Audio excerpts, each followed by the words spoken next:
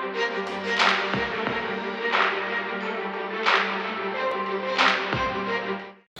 everyone, welcome back to Online Darts. Here we are, we've got Steve Brand. I'm going to call you the professional dart player because this is the hat we're going for. How much you change it? In this one, yeah, we're not JDC, we're not that. We're going to go for Steve Brand, the dart player here. It's been a whirlwind first half of the year, or first quarter of the year for you personally. Sum up what it's been like. It's just been a whirlwind, yeah. Just, obviously John getting his tour card, me getting timed at the UK Open. But no, loads of, just so much needs to have happened in such a short space of time. So it's been, I suppose I'll look back on it very fondly come the end of the year, but it's been an absolute, it's been a whirlwind. We'll go to Q School first of all. What was it like as a parent watching John at Q School?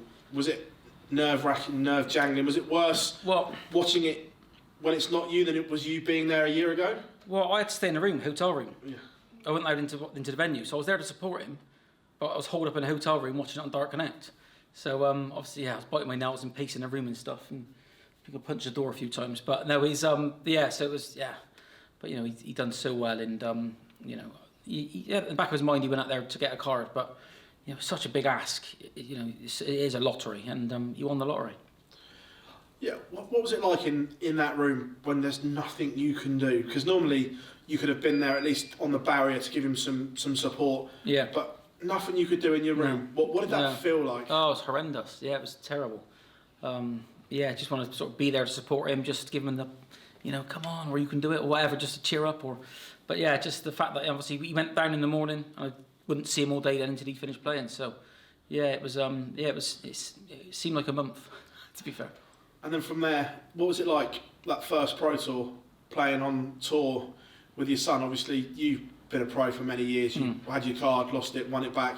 But was that the most proudest moment in darts, that first Pro Tour event? Yeah, without a doubt, yeah. And, it was nice that people sort of coming up to me, sort of, lots of pros and, what a great position you're in, and, hopefully my son can do that one day. And, it was quite emotional, to be fair. And a lot of people were really sort of... a lot of sort of dads, pros, but they were sort of really sort of made it a special occasion, yeah. Have you been dreading the draws? Because we all know at some point that draw's going to happen. Oh no, not really. To be fair, it's going to happen, isn't it? But if I could stop playing Vincent van der Voort, it'd be nice. But I played him 3 times in 3 days last week. But no, I'd like it to be in a board final or semi-final or whatever, But it might be the first round, but hopefully not. Hopefully it'd be a bit deeper into the tournament. You touched on it a minute ago. The UK Open caused some headlines. I know you've spoken about it, but having time to reflect on it, were you more disappointed with yourself? Because as chairman of the JDC, you pride yourself on telling the kids to do the right things, be ready, and then you made the fatal mistake of being timed out. Obviously, at the time, how did that feel? Have you had time to reflect on it since? It was, to be honest, so John liked to know what's going on in his day and stuff, and he's sort of set in his ways. So I went down early. I think it was probably the first there, in the morning, about 8 o'clock for an interview. I done an interview with PDC, then went downstairs with John and asked Graham, can I just show John round before we go back up, which he let us do. I said, can we go back up now? He said, yeah, but if you're not here for your game, you'll be timed out. I said, Graham, it's 8 o'clock in the morning. I'm not going to be late for my game. 5 hours later, I was timed out. But there was a lesson there for me. But it was, to be honest, I think John stole the show that weekend. So although partly it was his fault that I got timed out because I was so engrossed in what he was doing, he stole the show that week. It was John's weekend or John's week. So for me, it literally took me, when I was packing my bags to go for the next week, it dawned on me that I didn't even throw a dart last time I went to darts, So it really didn't affect me at all, really.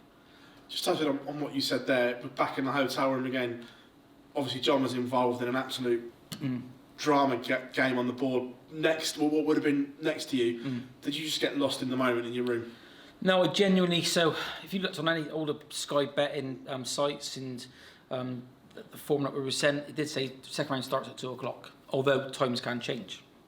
So, it was, in my mind, I was third game on in the second round, so I thought 2:45. I should have kept an eye on the ball, but you can perhaps understand why I felt I had so much time. Yeah. And of course, I was watching John's game on Dart Connect, and he started struggling. I thought he was flying also, he started really struggling. I thought, what's he doing? So then I get really engrossed in this now, in John's game. And obviously started struggling because he was waiting, thinking, my dad's going to get timed out in a minute. Of course, I'm watching him, cussing him on the Dart Connect. I glanced over at the TV and Chris Mason was talking, and I could see Scott Waits practicing behind Chris Mason.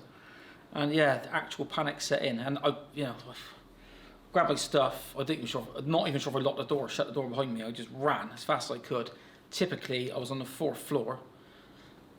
It couldn't have been a room further away from the venue. I think I pushed Ryan Meikle over on the way through. I didn't stop running. And then by the time I got to the bottom of the steps, and Graham was at the bottom, and he just said, "Sorry, Steve, been waiting for 10 minutes." So yeah, that hurt at that moment because I suppose I was annoyed with myself, but I realised that it's not a great advert for John. I'm supposed to be showing him what to do, not what not to do. So yeah, it was I was upset. Took me a couple of hours to get over it, but then John won and kept winning. So I quickly forgot about it. In the play, did he give you a bit of stick? Nah, he's all right. Nah, to be fair, we were just so focused on what he was doing and winning, and I didn't want to take anything away from him. So after I got timed out, I managed to gain a bit of composure and give him a ring. Because I didn't want to affect his next game, so I rang him and he's in the practice room. I said, "Listen, don't worry about me. Just crack on with your day and just get the job done." So fortunately he did, and he had a good run. Looking forward to the rest of the year, better times ahead. Have you mapped out your year in your head, what you need to do this year? Yeah, so I just want to touch on the fact that obviously John being a pro, I'm practicing now more than ever. I've got my natural rhythms come back, which I haven't had for years. So John wants to prove himself on the tour, so he's practicing more, which in turn is helping me out. Put a bit of weight on, but who hasn't? Yeah. But no. So for me, it's important. I need to qualify for the Players' Championships. I'm not at the best start, but I know better times around the corner. If I keep practicing like I am, only good things can happen. So Players' Championship, World Championships, and I'll keep my card. What's it also like for you trying to juggle all these hats? The professional player, the JDC chairman, the launch of MAD. That's got to take its toll. Yeah, and you probably want to talk to my wife on that because, so it's a lot of late nights, a lot of early mornings. So I wear lots of hats. But I try to maintain a happy family balance as well. We've got a big family, which I think probably helps because, it's not like my wife's lonely. She's got someone to talk to and stuff to do. But, she knows I'm ambitious and I want really for the best for us. So, if you want nice things in a bright future, then you've got to work for it. Is it hard to juggle the three because they are completely different and they overlap at times as well, don't they? In terms of timings of when stuff's on and everything like that. Yeah, delegation is key word. I've got some great people around me. Darren at the JDC, obviously people know him very well now. He's been fantastic. I've got my wife obviously, but without Darren and Stefan with MAD. I couldn't do it, simple as that. So, I'm very grateful for them. Touching on the other stuff, have you got dates penciled in when you're hoping that normality will return to the JDC and MAD? Because obviously, MAD's been launched, but no one really knows everything behind it yet because nothing's been able to be done. Yeah, the whole MAD thing we're so excited about, and feel like we're sat on our hands. We've got lots of great ideas and initiatives. We just can't execute anything at the moment. We've tried the online stuff. We want to keep people active, give them something to go for. It's not been a roaring success, the online thing.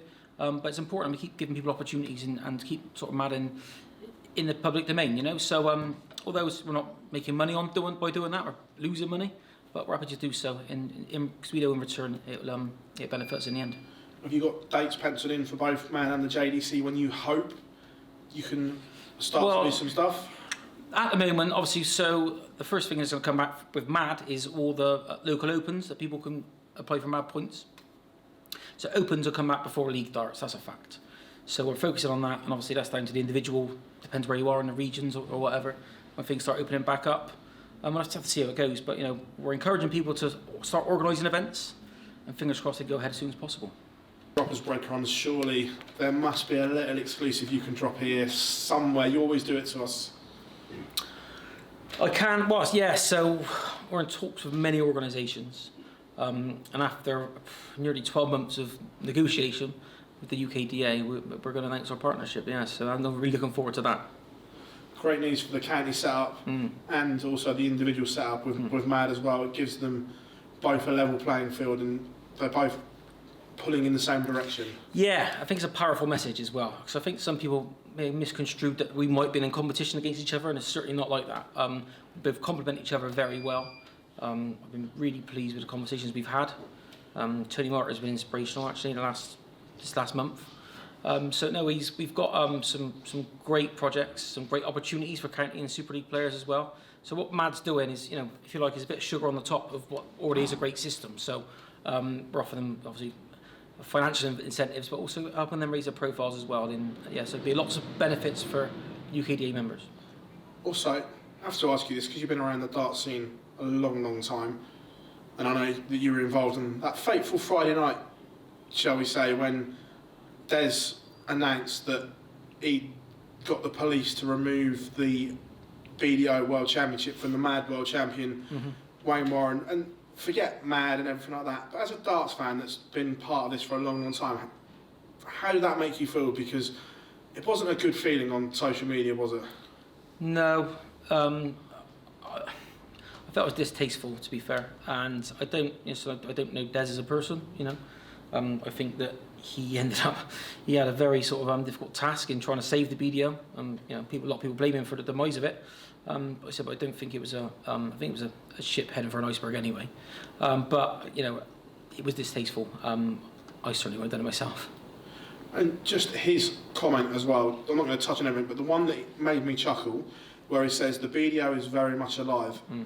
With everything that's going on within the amateur game with MAD and the WDF and obviously UKDA, you're working with everyone there, there's just no room for it anymore, is there?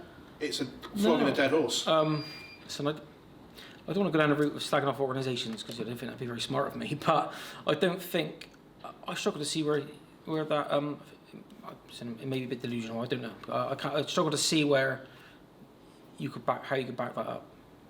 Steve, we'll leave it there for the day. It's a great way to leave it, man. As always, thank you very much for your time, and we look forward to seeing you again sometime soon. Cheers, mate.